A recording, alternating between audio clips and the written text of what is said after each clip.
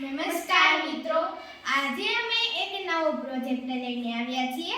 પ્રોજેક્ટનું નામ છે સ્માર્ટ વોટર પ્યુરિફાય મોડેલ.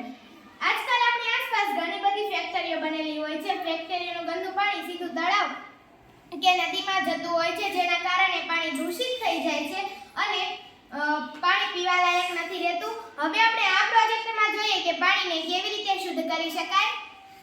આ મોડેલમાં તમે જોઈ શકો છો કે અહીં ફેક્ટરી છે. ગંદુ પાણી પાઇપ મારફતે સીધું તળાવમાં જાય છે.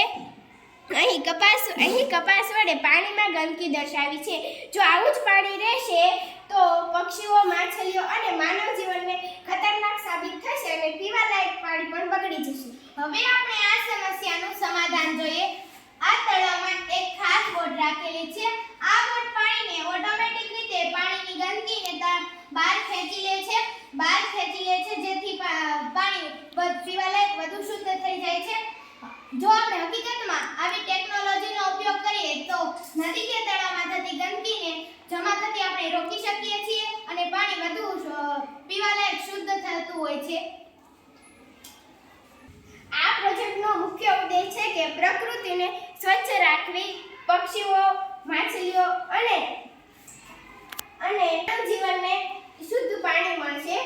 માછલીઓ, પક્ષીઓ અને માનવ જીવનને શુદ્ધ પાણી મળશે અને પર્યાવરણ સુરક્ષિત રહેશે.